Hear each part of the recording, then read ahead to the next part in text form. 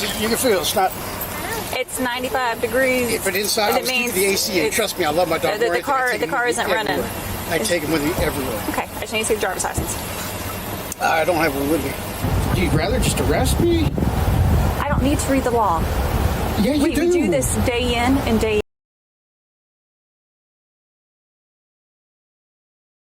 When an officer forgets the Constitution and the fact that your basic rights exist, someone has to keep score. And that's what we do here on Dr. Audit.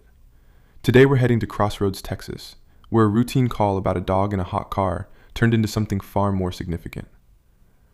This is the kind of case that tests whether officers truly understand the laws they're sworn to uphold. Now, I should be clear from the outset, I'm not a practicing attorney, but I've spent years studying constitutional law and civil rights jurisprudence, and what we're about to examine together raises some serious questions about Fourth Amendment protections and Texas identification law. Here's what makes this case particularly compelling right now. Mr. Beard has filed a civil lawsuit against the Crossroads Police Department, alleging his constitutional rights were violated during this encounter. The preliminary hearings have already begun, and this department is under significant public scrutiny. The central legal question we need to examine is this. Under Texas Penal Code Section 38.02, when exactly can an officer demand your identification? Most people get this wrong, and frankly, so do many officers. We're going to watch this body camera footage together for the first time, and I'll walk you through the applicable legal standards as they unfold. By the end, you'll understand exactly where the constitutional lines are drawn. If you love watching officers get held accountable, hit that subscribe button and help us keep score. Is this your car? Yeah. Okay, I was this close to breaking the window out.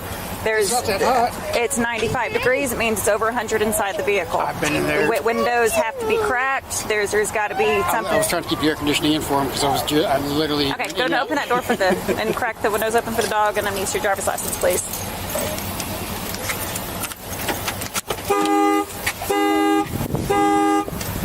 $428. I'm out with the vehicle owner.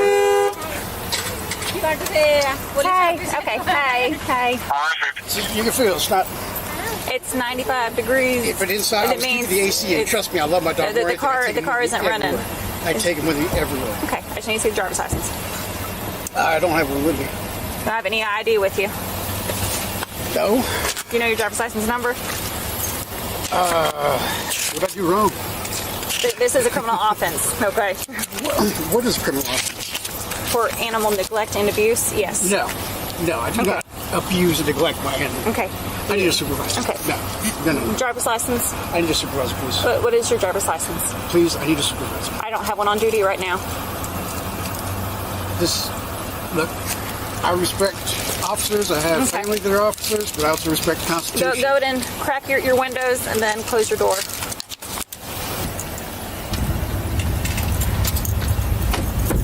Wait out here, I'll call a supervisor and see if he can contact me by phone. All right. Okay, I'm out with the subject. He's out here. He's refusing to identify himself. He's now asking for a supervisor. He's asking for a supervisor? Okay. We'll be back en route. Where are you at? Do you want to talk to him on the phone? No, I'm right down the street. Okay. I'll be there in a minute. Okay, all right, thanks. Bye.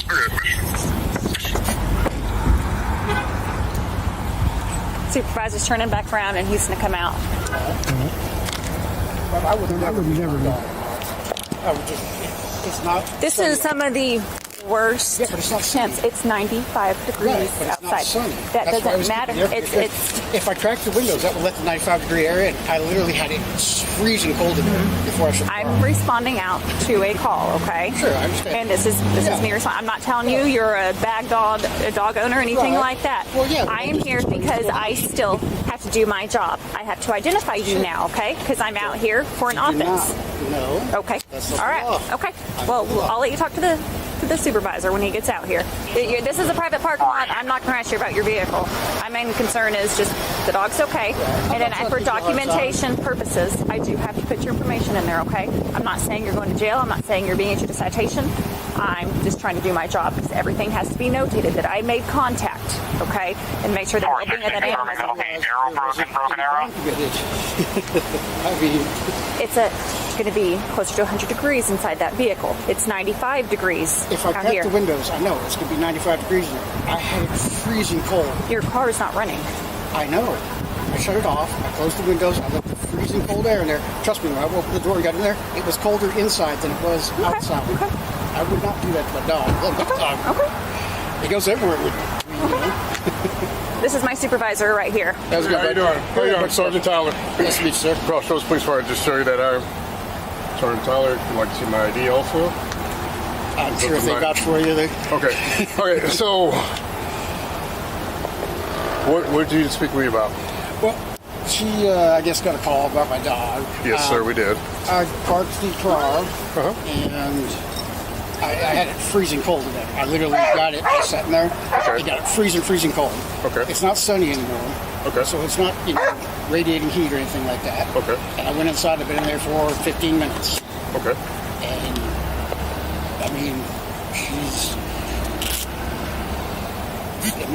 And, what did I do wrong? Okay. So when we get a call for service, okay, and especially when we do contact somebody, we do need to identify the That's person. the law. Hang on, I'm not done. Let me finish speaking, okay? Sure. Now, we don't know you had your car at sub-0 degrees earlier today. Sure. We have no idea. Right. But somebody did call and say, hey, there's an animal left in the vehicle. It is hot outside. And the animal looks like it's in distress. Right. And you came here, investigated, and figured in distress. Right. I don't know about that. But you came here, investigated, That's realized.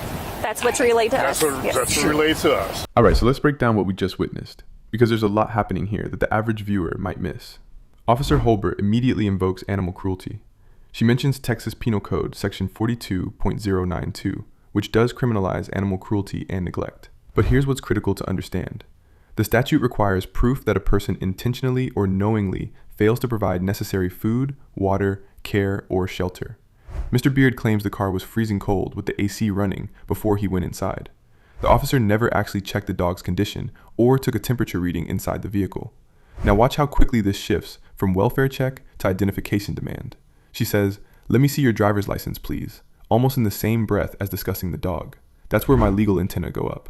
Here's what Officer Hullbert gets wrong. She tells him this is a criminal offense and that she needs his ID for documentation purposes. But under Terry v. Ohio and its progeny, an officer needs reasonable suspicion of criminal activity to detain someone for identification. A welfare check on a dog does not automatically generate that suspicion, especially when the animal appears unharmed. What's particularly telling is her response when Mr. Beard pushes back. She immediately calls for Sergeant Tyler. Now, I've seen Officer Hullbert's record, and there was an anonymized citizen complaint last year involving a similar identification demand during a non-criminal inquiry. This pattern matters. And then Sergeant Tyler arrives and says, "When we do contact somebody, we do need to identify a person." Mr. Beard's response? That's a lie. Strong words, but is he legally correct? Under Texas law, the answer is more nuanced than either party acknowledges here. The obligation to identify only attaches upon lawful arrest, not merely upon contact. Right. However, Anybody can say anything. You Sure, came here. sure. The dog So was now- everywhere with me. I love that dog. I'm not going to... Totally understand. We Leave love the car. dogs. I got a dog too. I love my dog as well. So when an officer does contact someone, they're required, especially when we believe that there could be a criminal offense, to identify. 82.03, I think it is. You could ask for my identification. I don't have to get it unless I've been lawfully arrested. That's the only No, time sir, I'm that's required. not true. Look it up.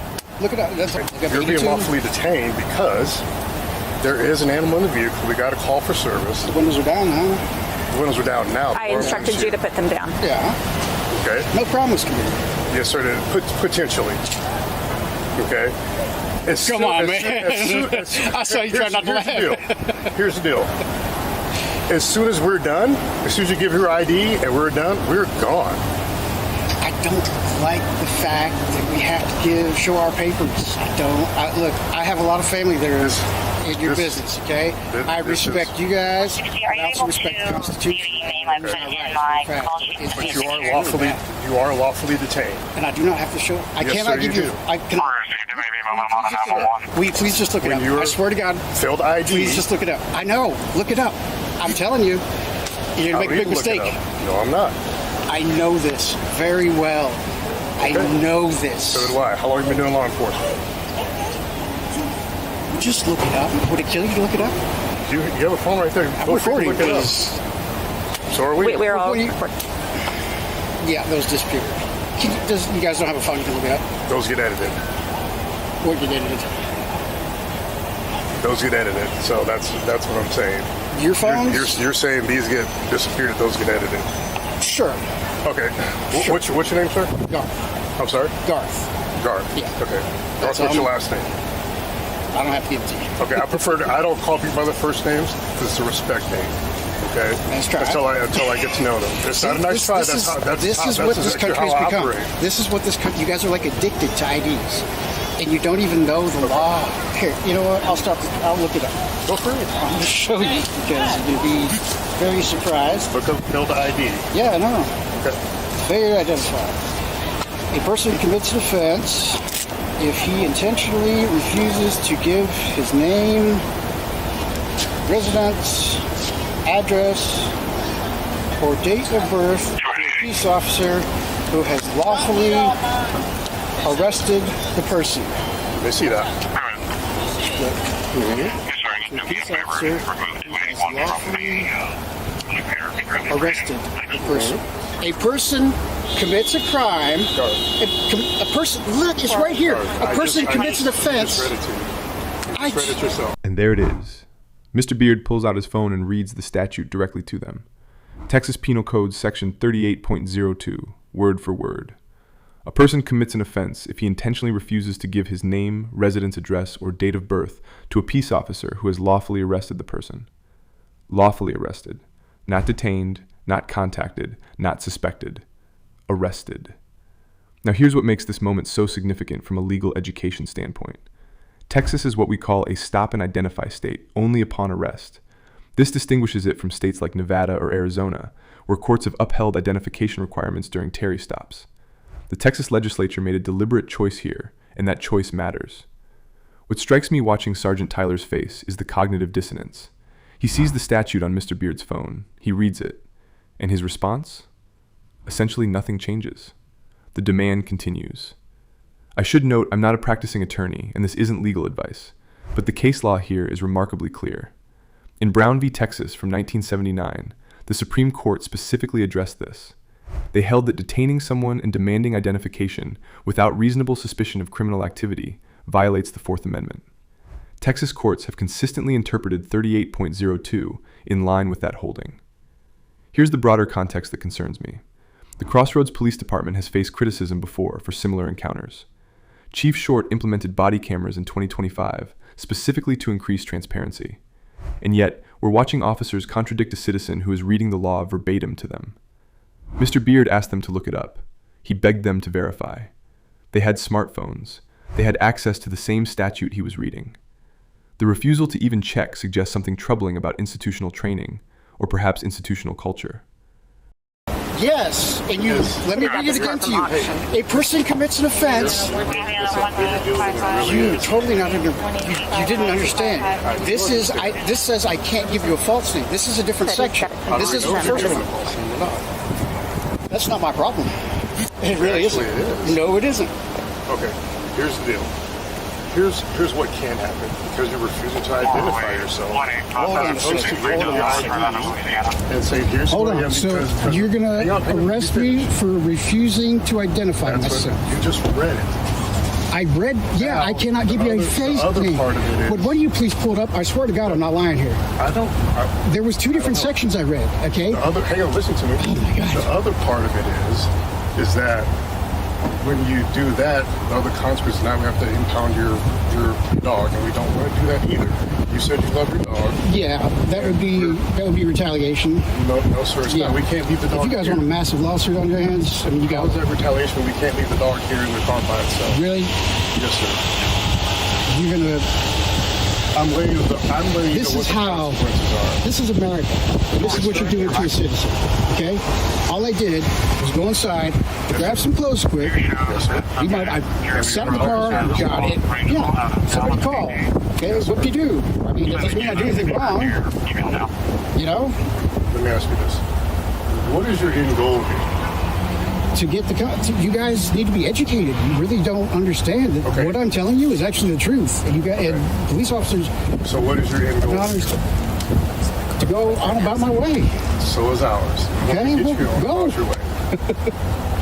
But you You have are this prolonging addiction this. to ID. I'm No. not prolonging this. This is No, unlawful no, detainment. this No, is our it's not. duty. We have to identify you. Show me the law. You just read it out loud. I know, and you're not understanding because I just read it to you. I know. We understand it. We do this day in and day out. Okay. I came and investigated. Realized there was no crime. We don't know that. And now we have failure to identify. No, you don't. My goodness, were you- ma'am, you need to really get educated. Why don't you read it? I wouldn't lie to you. Just look it up. You won't even read it. That's how bad it is that you won't even read it. I'm telling you. I'm out here with someone that I do not know who I'm out here with. I'm not going to get distracted in a cell phone or a computer. To read the law? Do You'd rather just arrest me? I don't need to read the law. Yeah, you We do this day in and day out. Improperly, apparently. I need you to watch that exchange one more time in your mind. She just said, and I quote, "I don't need to read the law. We do this day in and day out." That statement right there should send chills down the spine of anyone who values constitutional governance. An officer of the law openly refusing to verify the very statute she's enforcing while a citizen holds it up on a screen in front of her. Now here's what the footage doesn't tell you. Texas courts addressed almost this exact scenario in Garcia versus State back in 2009. The court held that an officer's subjective belief about what the law requires does not transform an unlawful detention into a lawful one. The standard is objective. What does the statute actually say? Not what does the officer think it says. And notice the threat escalation. Sergeant Tyler brings up impounding Mr. Beard's dog. Mr. Beard correctly identifies this as potential retaliation. Under established civil rights jurisprudence, particularly in cases like Hartman versus Moore from 2006, retaliatory threats made to coerce compliance during an unlawful detention can form the basis of a Section 1983 claim. The lawsuit Mr. Beard filed? This moment is probably Exhibit A. What's particularly damaging here is Officer Hullbert's admission that they investigated and realized there was no crime. She said that, on camera. If there's no crime, then under what legal authority are they continuing to detain him? The reasonable suspicion that justified the initial contact, if it ever existed, has by her own admission evaporated. The phrase that keeps echoing is, "We do this day in and day out." That's not a defense. That's an indictment. It suggests a pattern of conduct, a departmental culture where demanding identification regardless of legal authority has become routine. And routine constitutional violations are precisely what pattern of practice investigations are designed to uncover. Well, you don't know that, so you have no reasonable articulable suspicion then. Yes. No, That's you just said if a crime has been committed or is about to be committed. So has been, is about to be, or is currently, yeah. Have I committed a crime? Well, currently failed ID. That's not a crime. It's only a crime if you've been lawfully arrested. And if you take the time to just read the freaking statute, you realize this. Brother, I'm not lying to you, man. Just read it. I just read it to you. Yes, you read it yourself. Yes. I'm Right? shocked that 3 officers really don't know this. That out of the 3 of you, a supervisor of all things. Usually the supervisor is the one that knows. And I'm speaking to you, and I do know it. And again, we read it. I'll sit right next to you while we read it together. Okay? Yeah. And I just told you what it said. Where does it say that I have to show my ID? Here's the deal. Where does it say that I have to show my ID and what I just read to you? In 3002, you just read it. What part? Failed ID when someone is lawfully detained. No, I cannot give you a false name when I'm lawfully detained. The crime of animal cruelty has possibly, is it currently, or had been committed. Okay? Now, well, investigate. Hang on. Investigate. Prove it. That's the part. You just said you don't know how long I've been in the store. If you knew how long I've been in the store. So the part of the investigation is then we contact Walmart and say, hey, okay, investigate. Here's what we need to do. That's fine. You got my VIN number. We need to figure out who this person is. And how long you been in the store? How long the animal? I've explained this thoroughly enough and physically read the statute to you. You guys are losing your qualified immunity, okay? Seriously.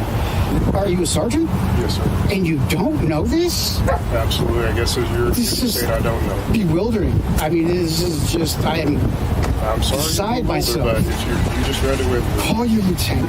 You don't have a lieutenant. Captain. No, sir. How are you gonna? What you're trying to do? I need the identification, and right now the dog is having to sit in the car even further. Yeah, because you really don't care about the animal, do you? You will not identify You really yourself. don't care about the animal, do you? I am here to do my job. You're here to get my ID. That's all you want. I need your identification to complete this process. It's like crack, you guys. It's required. No, it isn't. Would you freaking read 3802? Would you read it? It's right there. No. It's right there. You're not even going to read it. No, I am not. Do you realize I'm going to stand here with you. Do you realize how bad this is going to look in court? That's fine. When you refuse to read the statute. I am on a call. I'm not burying my face in a computer. To find the law? You don't care? You think I don't you know have the to. law. You don't have to? You don't have to know the law. I already know it. Please, we go and look at 3002. I've read it. I've read it. I studied it. Okay. I've tested over it. Right, but you're interpreting it improperly. All right. And you guys really, I implore you to educate yourselves about this. Stand right there. Sure. So we can't do that. But is it prudent to do that? So here's a couple of, and even though we know that's what he's doing. Mm-hmm. What if that trooper would have done that to Timothy McVeigh? But whatever. I agree. Mm-hmm. I agree. However, this is where we're at. So here's the deal. Although the plate does come back to 4012 Waterfront Drive. I'm not trying to give you guys a hard time. I'm trying to answer Yes, you are. No, I'm not. You give me a hard Let me time. finish. Let me finish. Sure. Yes, you are trying to give us a hard time. I'm not trying to. I'm really not. Secondly, I'm just trying to get my Just be quiet. hang on, let me finish. Sure. Secondly, the animal cruelty will still continue to be investigated. I wish I could have had you put your hand in the car when I opened the door. It was literally cooler inside than it was outside. Okay? You guys have to investigate. We don't know that. Yeah, but you can't automatically assume the worst. We're not. either, That's why it's called an investigation. Right. We didn't assume the worst. Right.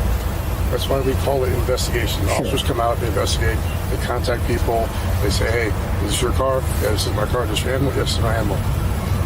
Can I have your ID, please? Because you're lawfully detained because there is a complaint and possible criminal offense of animal cruelty.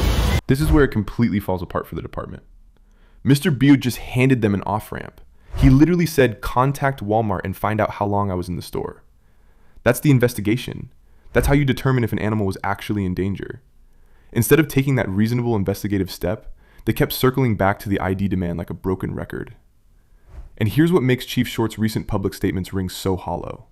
He announced a policy review of citizen interactions after this incident made headlines. But watch what Sergeant Tyler does when he pulls Officer Hullbert aside. They huddle and then come back with the exact same demand. No course correction, no legal consultation. The supervisor reinforced the problematic behavior rather than stopping it. Now, I should be clear here. I'm not a practicing attorney, and this isn't legal advice. But what I can tell you from studying police liability cases is that supervisory involvement cuts both ways.